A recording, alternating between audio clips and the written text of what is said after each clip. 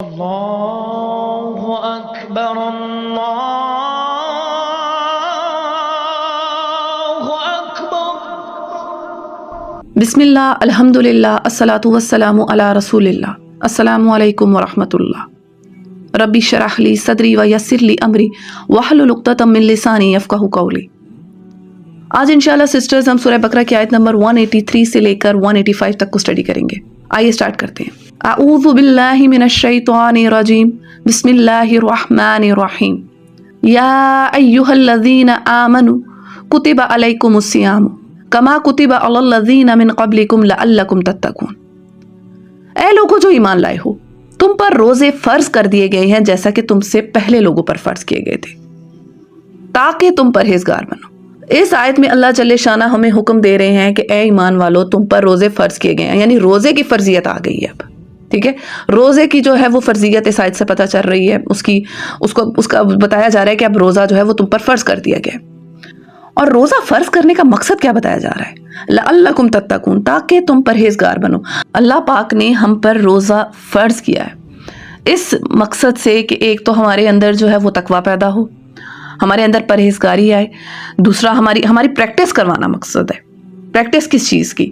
Practice ہے کہ اپنے نفس کو کنٹرول کرنا، اپنے نفس کو جو ہے وہ ضبط میں رکھنا،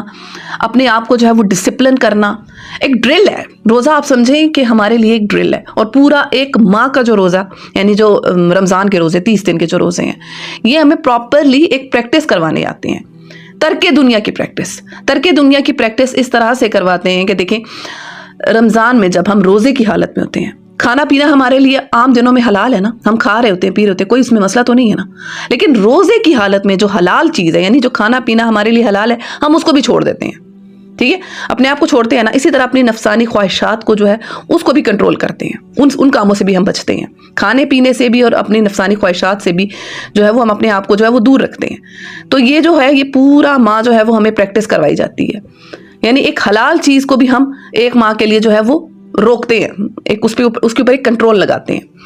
تو اس سے ہم اگر سبق لیں نا کہ اگر ایک ماہ ہم حلال کام چھوڑ سکتے ہیں نا، تو 11 ماہ ہم حرام کام بھی چھوڑ سکتے ہیں۔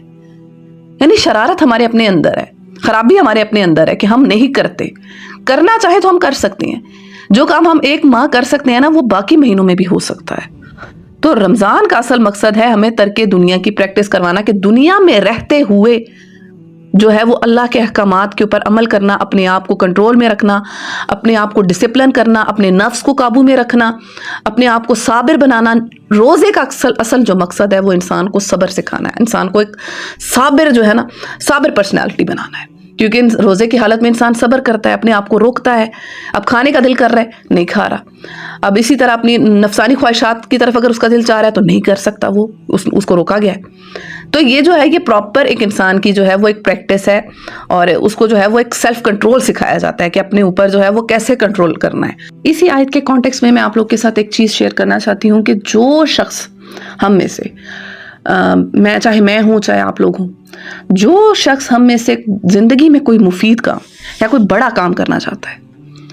یعنی کہ کوئی بڑا، جس نے اپنے زندگی میں کوئی گول سیٹ کیا ہوا ہے کہ میں نے یہ کام جو ہے وہ کرنا ہے، یا جس کی زندگی کا کوئی بڑا مقصد ہے، اس کو اپنی ان 2 چیزوں کو کنٹرول کرنا ہوگا۔ سب سے پہلے اپنی بھوک کو کنٹرول میں رکھے، اور دوسری چیز ہے اپنی شہوات کو کنٹرول میں رکھے۔ جس کو اپنی زندگی میں کچھ بڑا اچیو کرنا ہے نا، وہ ان 2 چیزوں کو جب تک کنٹرول نہیں کرے گا نا، تو اس سے جو ہے نا کوئی بڑا کام اس سے نہیں ہو سکتا۔ کیونکہ دیکھیں، اگر فرض کریں، ایک ایگزامپل آپ کے آگے میں رکھتی ہوں کہ ہر وقت بندہ جو ہے نا، مثال کے طور پہ ہر وقت اس کو بھوک ہی لگی ہوئی ہے، ہر وقت اس کو کھانے کی سوچ آ رہی ہے کہ ابھی میں نے کیا کھانا ہے، ابھی تھوڑی دیر بعد میں نے کیا کھانا ہے، اچھا رات میں کیا کھانا ہے، دن میں کیا کھانا ہے، کل کیا کھانا ہے، پرسوں کیا کھانا ہے۔ تو وہ ہر وقت یہی چیزیں جب سوچے گا تو اس سے کوئی بڑا کام کیسے ہوگا؟ کوئی بڑی سوچ اس کے ذہن میں کہاں سے آئے گی؟ اسی طرح دیکھیں، اگر انسان اپنی جو شہوات ہیں ان کو بھی اگر کنٹرول چھوڑ دے، کہ مطلب اس کو کوئی وہ نہ رکھے، ان پہ کوئی ضبط نہ رکھے، تو وہ بھی انسان جو ہے وہ ظاہر سی بات ہے کوئی بڑا کام نہیں کر سکتا، اس کے بھی جو ہے وہ ظاہر سی بات ہے مقدر میں کچھ نہیں ہوتا۔ تو جس کو دنیا و آخرت میں کامیابی چاہیے نا، تو اس کو اپنی ان 2 چیزوں کے اوپر کام کرنا ہے۔ آج ہی سے اپنی ان 2 چیزوں کے اوپر جو ہے نا، چاہے آپ روزے کی حالت میں ہوں یا چاہے روزے کی حالت میں نہ ہوں، اپنی عام ڈیلی روٹین لائف میں بھی ان 2 چیزوں کو ڈسپلن کریں، اپنی بھوک کو ڈسپلن کریں اور اپنی شہوات کو ڈسپلن کریں۔ انشاءاللہ عز و جل جو ہے نا، وہ آپ ज़िंदगी में बहुत बड़ा काम कर सकोगे। अच्छा, मैं आपके सामने कुछ साइंटिफिक रिसर्चेस भी रखती हूँ कि बताया जाता है, साइंस भी इस चीज़ को जो है वो प्रूव करती है कि अनकंट्रोल्ड ईटिंग की वजह से, जो हमारी अनकंट्रोल्ड ईटिंग होती है उसकी वजह से बहुत सारी बीमारियां बढ़ती हैं, जिनमें से टॉप ऑफ द लिस्ट है डिप्रेशन, एग्जाइटी, मूड स्विंग्स, और इस तरह पेट की बीमारियां, दिल की बीमारियां, ये तो है ही, लेकिन ये जो डिप्रेशन है ना, ये भी अनकंट्रोल्ड ईटिंग की वजह से है। अब आप लोग के माइंड में सवाल आएगा कि डिप्रेशन का अनकंट्रोल्ड ईटिंग से क्या लेना देना, यानी हर वक्त जो बंदा खाता रहता है तो उसका जो है ना, उसको डिप्रेशन और ये जो चीज़ें हैं ना, ये ज़्यादा उसको अटैक करती हैं। वो इस तरह से कि जब आप हर वक्त देखिए खाने का सोच रहे हो, अभी आपका दिल कर रहा है मैं ये खाऊं, और फिर थोड़ी देर बाद आपका दिल करे अब मैं ये खाऊं, अब वो चीज़ ना मिले जो चीज़ आप चाह रहे हो, क्योंकि आपका नफ्स मांग रहा है अब मैंने ये खाना है, अगर वो ना मिले तो क्या होता है, मूड खराब हो गया। अच्छा जी, ज़रा सा जो है वो खाने की चीज़ में जो टेस्ट है वो थोड़ा सा ऊपर नीचे हो गया, तो जो है वो शौहर का जो है बीवी पे मूड ख़राब हो गया कि तुमने खाना कैसा बनाया है। हत्ता कि देखिए, एक जुमला अपनी ज़िंदगी में हमेशा जो है ना वो उसको रखें कि ज़िंदा रहने के लिए खाना है, खाने के लिए ज़िंदा नहीं रहना। ठीक है, हमारा ये जो पेट है ना, ये सबसे बड़ा नफ्स है, तो जो इसको कंट्रोल करेगा ना तो वो बहुत बड़ी कामयाबी अचीव करेगा। क्योंकि हम जितना भी हम कमा रहे होते हैं, किसी का माल लूट रहे हैं, लूट खसूट हो रही है, सारी पेट की वजह से हो रही है, अपने पेट की वजह से, फिर अपने बच्चों के पेट की वजह से। बच्चों का पेट पाल लेंगे तो जुबान ज़देआम ये जुमला हम सुनते हैं ना, बच्चों का पेट पालना है, मुझे अपने बच्चों का पेट पालना है। तो पेट ही को ज़रा अगर कंट्रोल कर दिया जाए कि अगर 3 हिस्से हम खाएं अपने पेट के, अगर हम 3 हिस्से करें, एक हिस्सा भूख का, एक हिस्सा पानी का और एक हिस्सा हवा, ऑक्सीजन वगैरह का, तो फिर 3 अगर हम उसको अपनी भूख को 3 हिस्सों में डिवाइड करेंगे तो फिर देखें ना कितना हमारे अंदर जो है वो डिसिप्लिन आ जाएगा। और ये रसूलुल्लाह सल्लल्लाहु अलैहि वसल्लम की हदीस से साबित है कि अपनी भूख के 3 हिस्से खाओ, यानी जितनी तुम्हें भूख हो उसका तीसरा हिस्सा खाओ। सपोज 3 रोटियों की भूख है तो 1 रोटी खाओ, तो उससे क्या होगा, तुम्हारे अंदर जो है वो सेल्फ कंट्रोल आएगा, तुम्हारे अंदर जो है वो इंसान एक मोटिवेटेड बंदा जो है ना वो बन जाता है। इसी तरह मैं आपको बताती हूँ कि जब हम खाने पीने को कंट्रोल करते हैं तो साइंस इस चीज़ को जो है वो प्रूव करती है कि हमारा एनर्जी लेवल इंक्रीज होता है, और जिन लोगों का एनर्जी लेवल इंक्रीज होता है वो अपने काम करने का फोकस उन पे बढ़ जाता है, उनका फोकस इंक्रीज हो जाता है। यानी कि कोई भी उनकी ज़िंदगी में काम है, कोई मकसद है, किसी भी काम को वो कर रहे हैं, जब उन्होंने अपनी ईटिंग हैबिट को कंट्रोल कर लिया है तो उस ईटिंग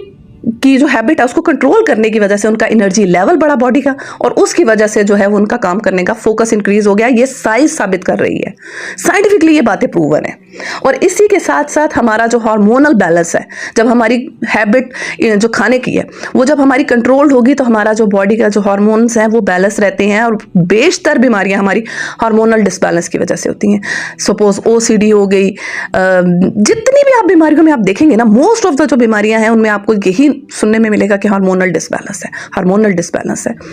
तो अगर ये सब चीज़ें अगर हमें कंट्रोल करनी है तो हमें अपने खाने पीने की जो आदत है उनको कंट्रोल करना है, और इसी से हार्मोनल डिसबैलेंस की वजह से जो है वो ये जो हमारी शहवात वाली जो डिज़ायर्स होती हैं वो भी जो है वो हमारी जो है वो इफेक्ट होती हैं। सारी चीज़ें जो है ना वो इस हमारे पेट से जो है ना वो सारी चीज़ों का जो है वो लिंक है, सारी चीज़ें यहाँ से कनेक्टेड हैं। तो इस एक चीज़ को, इन दोनों चीज़ों को बल्कि आप बैक वक्त जो है ना कंट्रोल करें कि अपने खाने पीने को और अपनी इन डिज़ायर्स को जो है वो कंट्रोल में रखें, और देखें फिर अल्लाह पाक आपको किस तरह से दुनिया में भी नवाजेगा और आखिरत में भी इन दोनों चीज़ों का अजर है। और इसकी बेहतरीन प्रैक्टिस है, सबसे बेहतरीन प्रैक्टिस ये है कि इंसान रोज़ा रखे। रमज़ान के रोज़े जो हम पर फ़र्ज़ किए गए हैं, फ़र्ज़ी रोज़े भी रखे, और इसके साथ साथ जो है बाकी माह में नफली रोज़े भी रखे। सपोज़ अयाम 20 के रोज़े जैसे हो गए 13, 14, 15, चांद की 13, 14, 15 के रोज़े रख लिया करें। इसी तरह पीर और जुमेरात का रोज़ा, रसूलुल्लाह सल्लल्लाहु अलैहि वसल्लम जो थे वो पीर और जुमेरात के दिन रोज़ा रखते थे, और आप सल्लल्लाहु अलैहि वसल्लम फरमाते थे कि इस दिन जो है वो नामा अमाल अल्लाह के आगे पेश किए जाते हैं, और मैं चाहता हूँ कि जब मेरा नामा अमाल अल्लाह के आगे पेश किया जाए तो मैं रोज़े की हालत में हूँ। तो ये भी हम कर सकते हैं, यानी कि अपने आप को जो है वो प्रैक्टिस करना है, और रोज़ा ना भी हो तब भी अपनी इस हैबिट को जो है वो हमें कंट्रोल में रखना है कि इन दोनों चीज़ों को हमने अपने उसमें चेक एंड बैलेंस में रखना है कि कहीं ये जो है वो कंट्रोल से बाहर तो नहीं हो रही। क्योंकि जैसे कामयाबी चाहिए तो वो इन दोनों चीज़ों पर काम करे, और जिसको नहीं चाहिए वो बेशक शुतरे बेमुहार जो है वो अपनी डिज़ायर्स को और अपनी भूख को छोड़ दे। तो जाहिर सी बात है उसको मिलना चलना तो कुछ भी नहीं है ज़िंदगी में। आपको बताऊँ मैं कि ये बात साइंटिफिकली प्रूवन है कि मैदे का जो फंक्शन, हमारे जो स्टमक है उसकी फंक्शनिंग बहुत ज़्यादा इंक्रीज हो जाती है जब हम रोज़े की हालत में होते हैं, क्योंकि उसको रेस्ट मिलती है, उसको काम करने का टाइम मिल जाता है। तो रोज़ा जो है वो एक बेहतरीन इबादत है, اور اللہ جل شانہ نے اتنے خوبصورت انداز میں بیان فرمایا ہے کہ لعلکم تتقون، تاکہ تم پرہیزگار بنو، کیونکہ جب ہم پرہیزگار بنتے ہیں تو پرہیزگاری سے انسان کو کامیابی ملتی ہے، فلاح ملتی ہے، اور جسے فلاح ملتی ہے اس کو جنت نصیب ہوتی ہے۔ اور ایک چیز جو ہے وہ ضرور ذہن میں رکھنی ہے کہ روزہ رکھنے کا ہمارا جو مقصد ہے وہ اللہ کی رضا اور اللہ کی خوشنودی ہونا چاہیے، نہ کہ صرف یہی اس کے فوائد ہم لے لیں، طبی فوائد کہ ہماری باڈی جو ہے وہ اس کو صحت ملے گی، ہماری جو ہے وہ ڈائٹ کنٹرول ہو گئی ہے، یا یہ وہ مقاصد جو ہو گئے ہیں۔ اصل مقصد جو ہونا چاہیے روزہ رکھنے کا وہ ہونا چاہیے اللہ کی رضا، اللہ کی خوشنودی طلب کرنا۔ یہ وہی مثال ہو گئی کہ جیسے جب ہم روزہ رکھیں گے، اللہ کو راضی کریں گے، تو یہ جو باقی فوائد ہیں یہ بھی ہمیں آٹومیٹکلی ملیں گے۔ جیسے اب ہم آخرت کی جیسے ہم فکر کرتے ہیں تو اللہ پاک دنیا کو جو ہے وہ ہماری آٹومیٹکلی جو ہے وہ سیٹل کرنا شروع کر دیتے ہیں، کہ اس بندے کی دنیا جو ہے وہ آٹومیٹکلی اللہ پاک جو ہے نا اس کو سنوارنا شروع کر دیتے ہیں، جو اپنے اوپر آخرت کی فکر رکھتا ہے۔ لیکن جو دنیا کی فکر رکھتا ہے اور آخرت کو بھولتا ہے تو اس کی جو دنیا وہ اللہ پاک بکھیر کے رکھ دیتا ہے۔ تو روزے کا اصل جو ہونا چاہیے نا، ہمارا جو مین پرپس اور آبجیکٹو، وہ اللہ کی رضا ہونی چاہیے اور اللہ تعالیٰ سے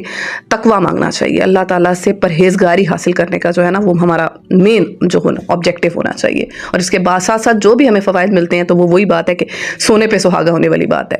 اچھا، روزے سے ریلیٹڈ میں چند رسول اللہ صلی اللہ علیہ وآلہ وسلم کی حدیث آپ لوگ کے سامنے پیش کرنا چاہتی ہوں، جو کہ بہت ایمان افروز ہیں۔ آپ لوگوں نے انتہائی غور سے ان کو سننا ہے، ٹھیک ہے؟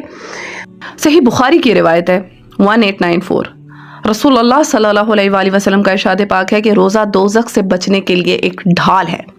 اس لیے روزے دار نہ فحش باتیں کرے اور نہ جہالت کی باتیں، اور اگر کوئی شخص اس سے لڑے یا اسے گالی دے تو اس کا جواب صرف یہ ہونا چاہیے کہ میں روزے دار ہوں، اور یہ الفاظ وہ 2 مرتبہ کہے، یعنی کہ میں روزے دار ہوں، یہ الفاظ وہ 2 مرتبہ کہہ دے۔ اس ذات کی قسم جس کے ہاتھ میں میری جان ہے، یہ حدیث کے الفاظ ہیں،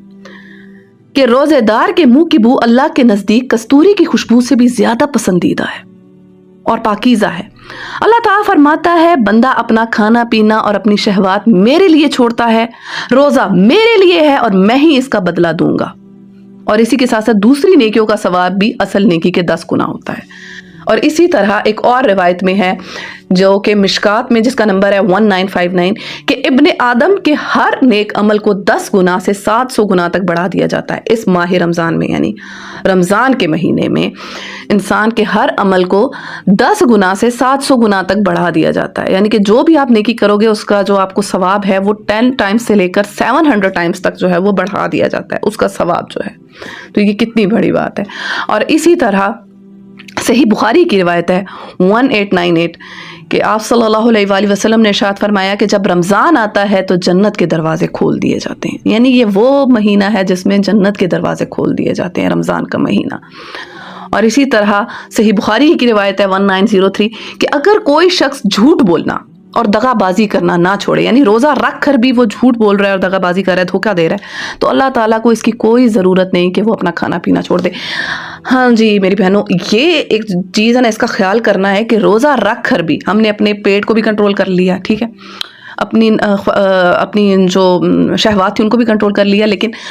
جو اصل کام کرنے کے تھے، یعنی کہ جن کاموں سے اللہ پاک نے رکنے کا حکم دیا تھا، یعنی جھوٹ بولنا اور برائی کے کاموں سے، حرام کاموں سے نہیں اپنے آپ کو بچایا، تو اللہ تعالیٰ کو اس کی کوئی ضرورت نہیں ہے کہ بندہ کھانا پینا چھوڑ دے۔ یعنی کہ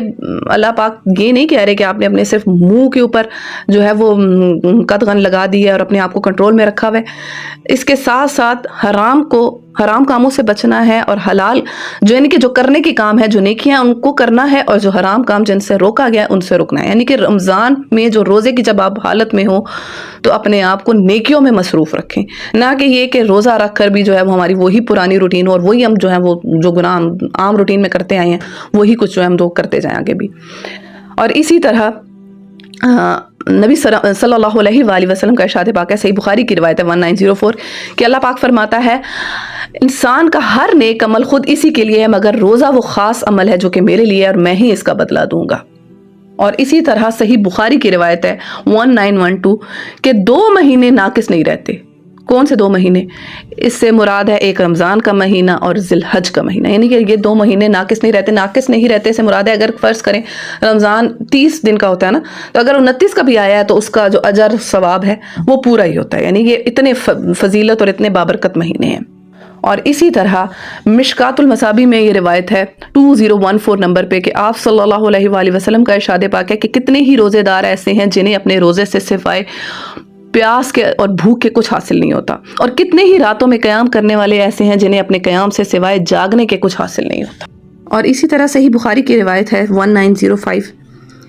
کہ آپ صلی اللہ علیہ وآلہ وسلم کا ارشاد پاک ہے کہ اگر کوئی صاحب طاقت ہو تو اسے نکاح کر لینا چاہیے، کیونکہ نظر کو نیچی رکھنے اور شرمگاہ کو بدفعلی سے محفوظ رکھنے کا یہ ذریعہ ہے،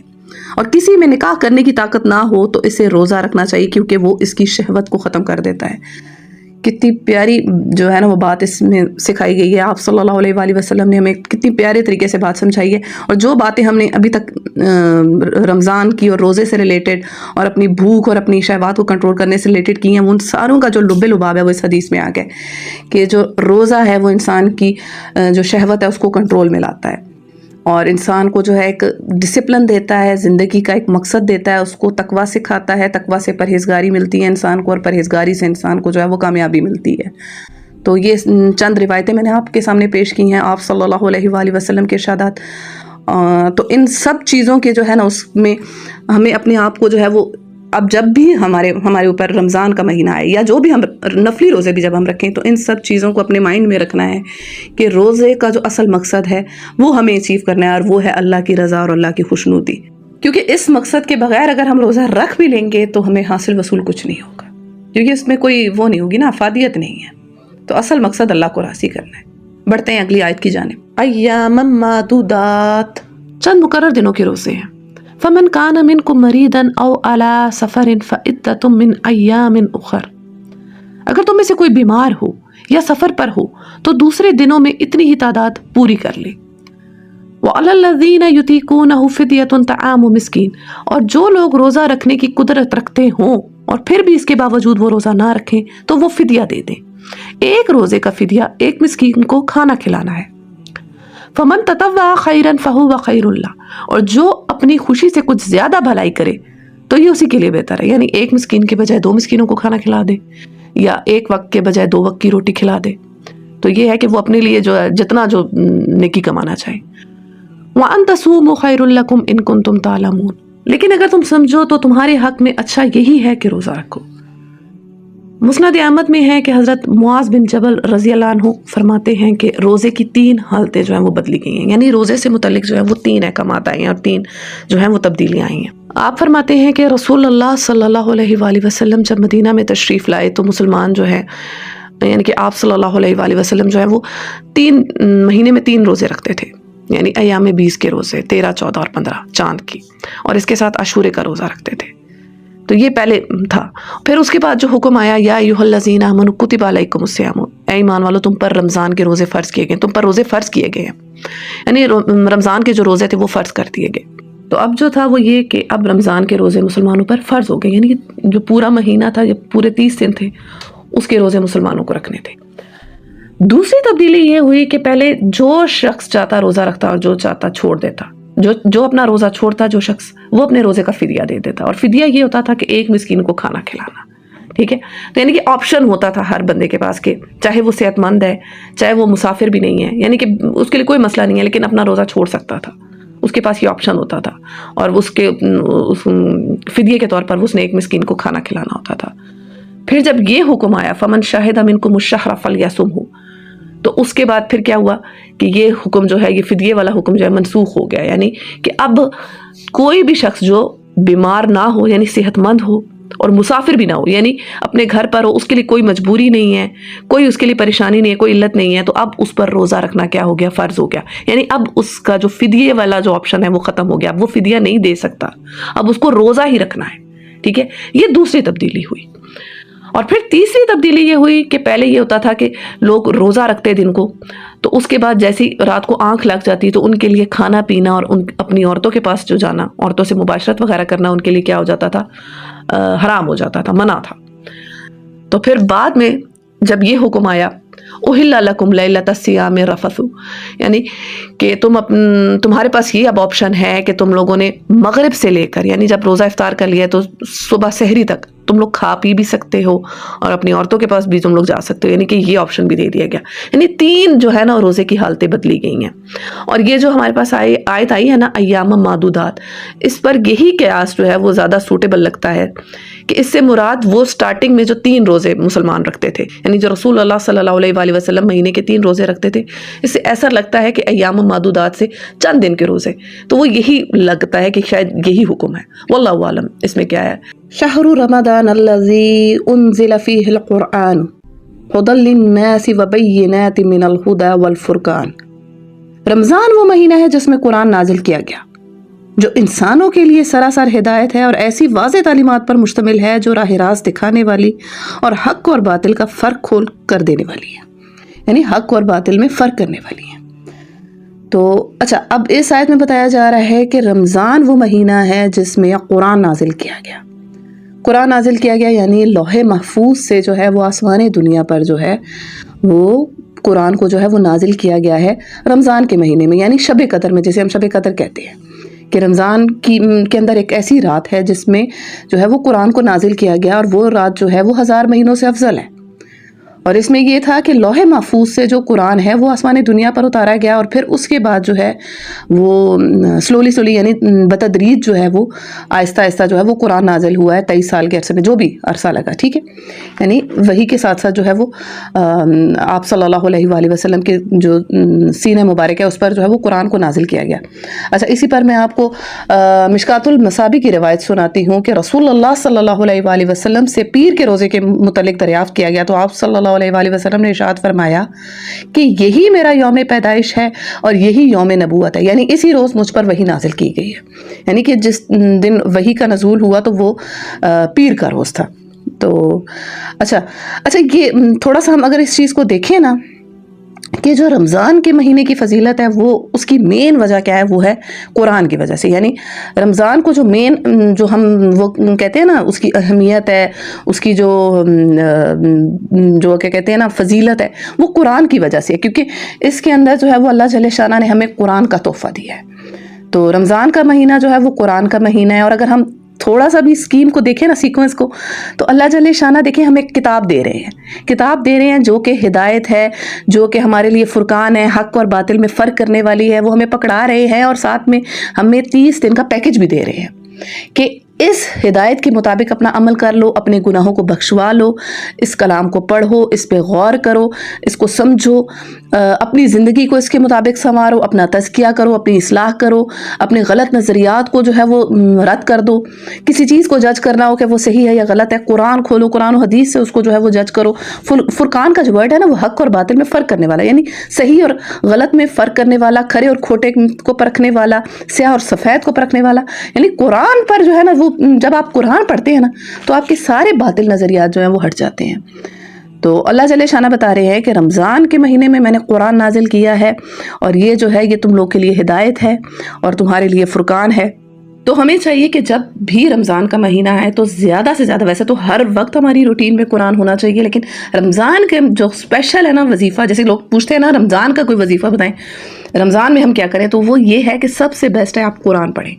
قرآن کو جتنا آپ پڑھ سکتے ہیں رمضان کے مہینے میں. اس پر میں آپ کو ابو داؤد کی روایت سناتی ہوں کہ حضرت ابو ہریرہ رضی اللہ عنہ سے مروی ہے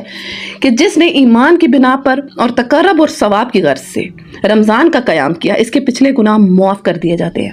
یعنی جس نے رمضان کے اندر قیام کیا ثواب کی نیت سے، ٹھیک ہے، تو اس کے پچھلے گناہ معاف کر دیے جاتے ہیں. قیام سے مراد ہے راتوں کو اٹھ کر نماز کے اندر جو ہے وہ قرآن کی قرات کرنا، لمبی قرات کرنا، راتوں میں بھی دن کے اوقات میں بھی. یعنی قیام سے مراد ہے جب ہم نماز کے لیے کھڑے ہوتے ہیں نا، سورہ فاتحہ پڑھی، سورہ فاتحہ کے بعد جو ہم سورت اگلی پڑھتے ہیں، تو اس میں یہ ہے کہ ان سورتوں کی جگہ جو ہے وہ ہم قرآن کو زیادہ سے زیادہ پڑھیں. اور قرآن کو ہم دیکھ کے بھی پڑھ سکتے ہیں، ہاتھ میں اٹھا کر بھی پڑھ سکتے ہیں اگر ہم نے زبانی نہیں آتا، کیونکہ ہر بندہ تو حافظ نہیں ہوتا، تو آپ اس کو دیکھ کر بھی پڑھ سکتے ہو. اور زیادہ سے زیادہ کوشش یہ ہونی چاہیے کہ قرآن کی تلاوت ہو، قرآن کو سمجھنے پہ، غور کرنے پہ، کیونکہ یہ مہینہ ہی قرآن کا مہینہ ہے. تو اس مہینے میں بھی اگر ہم قرآن پہ غور نہ کریں تو پھر ہمارے لیے جو ہے نا وہ باعث حسرت ہی ہے، ہمارے لیے جو ہے نا وہ شرمندگی ہے کہ ہم نے اس مہینے کو بھی ضائع کر دیا. اور اسی طرح صحیح مسلم کی روایت ہے 1845 حضرت ابو ہریرہ رضی اللہ عنہ سے مروی ہے کہ کہ اللہ تعالیٰ نے کبھی کسی چیز پر اس قدر کان نہیں دھرا، یعنی توجہ سے نہیں سنا، جتنا کسی خوش آواز نبی کی آواز پر کان دھرا ہے جس نے خوش الہانی سے قرات کی. یعنی اللہ جل شانہ قرآن کی قرات کو، جو اللہ کے جو نبی خوش الہانی کے ساتھ قرات کرتے ہیں، اللہ جل شانہ اس سے زیادہ کسی چیز کو توجہ سے نہیں سنتا. اور اسی طرح مشکات المصابی کی روایت میں ہے 1963 حضرت عبداللہ بن عمر رضی اللہ عنہ سے مروی ہے یہ کہ روزہ اور قرآن بندے کے لیے سفارش کریں گے. روزہ عرض کرے گا، رب جی میں نے دن کے وقت کھانے پینے اور خواہشات سے اسے روکے رکھا، اس کے متعلق میری سفارش قبول فرما. اور قرآن عرض کرے گا کہ میں نے اسے رات کے وقت سونے سے روکے رکھا، اس کے متعلق میری سفارش قبول فرما. اور ان دونوں کی سفارش قبول کی جائے گی. بالکل، یعنی روزہ جب ہم دن کے وقت روزہ رکھیں گے تو روزہ ہماری سفارش کرے گا کہ اللہ پاک اس کو دن بعد جو ہے میں نے کھانے پینے اور نفسانی خواہشات سے اس کو میں نے روکے رکھا، تو اس کے حق میں میری جو ہے وہ سفارش قبول کر. اور اسی طرح قرآن جو ہے وہ بھی انسان کے حق میں سفارش کرے گا کہ اے اللہ پاک اس بندے نے مجھے راتوں میں اٹھ کر جو ہے وہ مجھے پڑھا ہے، اس نے میرے ساتھ قیام کیا ہے، اس نے مجھ پر غور کیا ہے، مجھے وقت دیا ہے، اس نے مجھے اپنا وقت دیا ہے، تو اس کے حق میں میری سفارش قبول فرما. تو اللہ جل شانہ قرآن کی سفارش بھی قبول کریں گے. تو دیکھیں دو چیزیں ہمیں مل رہی ہیں، روزہ اور قرآن، اور دونوں جو ہے وہ رمضان میں آ رہے ہیں. تو رمضان جو ہے وہ ہمارا اسی طرح گزرنا چاہیے کہ دن میں روزہ ہو اور راتوں میں قرآن ہو. ٹھیک ہے، راتیں جو ہے ہماری قیام کرتے ہوئے گزریں، لمبے قیام کریں.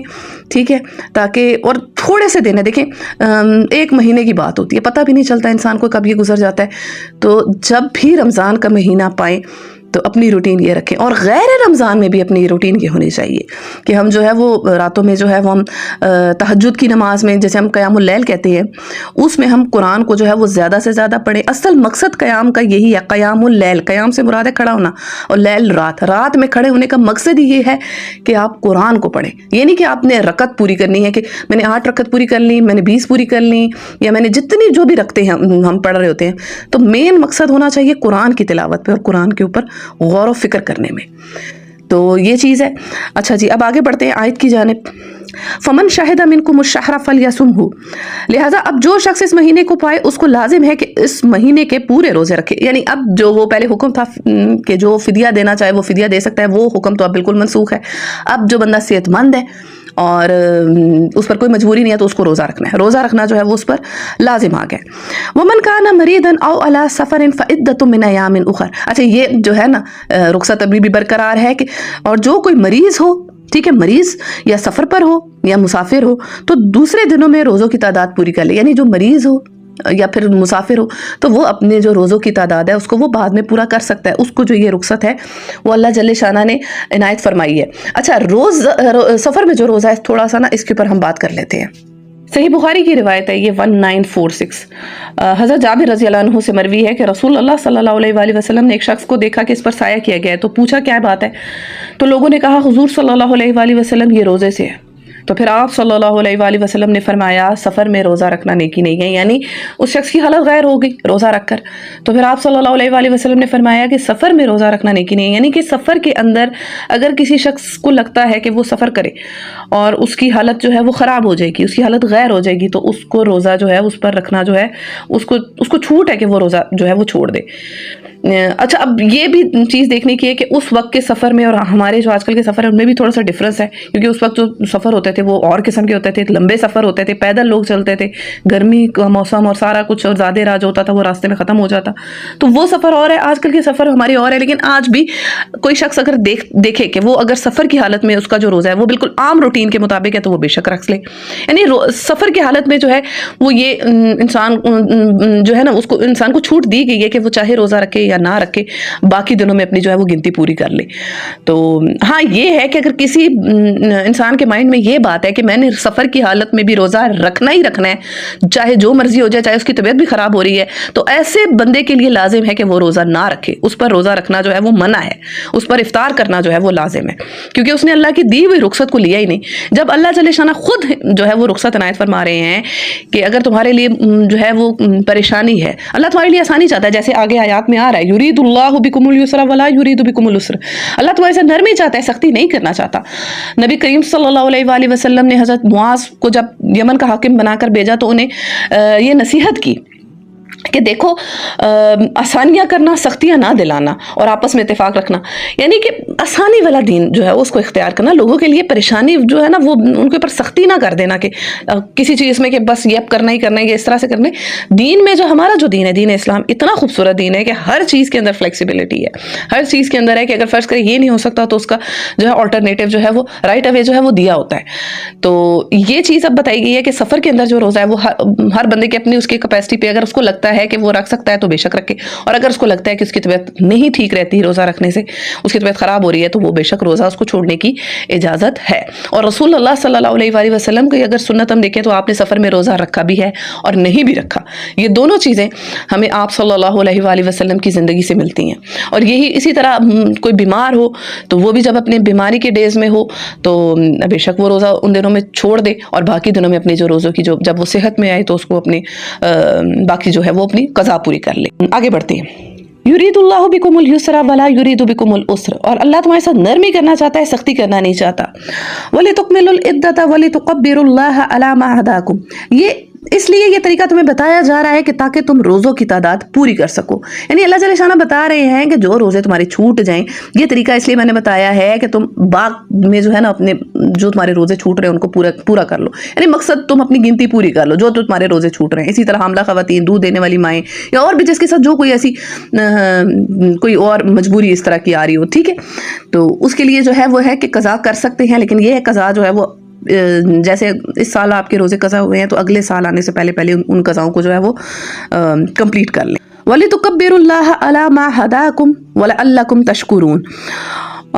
اور جس ہدایت سے اللہ نے تمہیں سرفراز کیا ہے اس پر اللہ کی کبریائی کا اظہار اور اعتراف کرو اور شکر گزار بنو۔ یعنی اللہ جل شانہ بتا رہے ہیں کہ یہ جو میں نے تمہیں ہدایت دی، یہ کتاب دی ہے تمہیں، یہ سارا جو طریقہ تمہیں سکھایا ہے کہ دن میں روزہ رکھنا ہے، راتوں میں قیام کرنا ہے، اور قرآن تمہارے ہاتھوں میں دیا، تمہیں قرآن کی جو نعمت ہے اس سے سرفراز کیا، تو اس پر اب میرا شکر بھی تو ادا کرو، میری کبریائی بھی تو بیان کرو۔ اسی طرح دیکھیں جب ہم رمضان کا مہینہ مکمل ہوتا ہے تو اگلے دن عید آتی ہے، اور عید کے دن لوگ آپ نے دیکھا ہوگا تکبیرات کہہ رہے ہوتے ہیں، تو تکبیرات کا مقصد کیا ہوتا ہے کہ اللہ پاک نے ہمیں جو یہ پورا جو 30 ڈیز کا جو ہم نے رمضان کا مہینہ گزارا، اس پر اللہ جل شانہ کا شکر ادا کرنا کہ اللہ تو نے ہمیں ہدایت نصیب کی ہے، تو نے ہمیں اپنے ہدایت یافتہ بندوں میں سے کیا ہے۔ کتنے ہی لوگ ہیں جو دنیا میں بس رہے لیکن وہ ہدایت سے خالی ہیں، لیکن اللہ جل شانہ نے اگر ہمیں ہدایت دی ہے تو اس ہدایت کا ہمیں شکر گزار بننا چاہیے، اس پر اللہ کی کبریائی بیان کرنی چاہیے۔ اسی طرح جو ہم نماز کے بعد اذکار پڑھتے ہیں، ٹھیک ہے، جو 33 بار سبحان اللہ، 33 بار الحمدللہ اور اللہ اکبر جو ہم پڑھتے ہیں، یہ بھی اللہ کی کبریائی ہم بیان کر رہے ہوتے ہیں، تو ان کو بھی ہمیں ہر نماز کے بعد جو ہے نا وہ دیکھیں ہر چیز کو ڈھونڈیں کہ کون سی چیز کہاں کہاں اپلائی ہو رہی ہے، یعنی کہ کچھ چیزوں کو ہم نے صرف جسٹ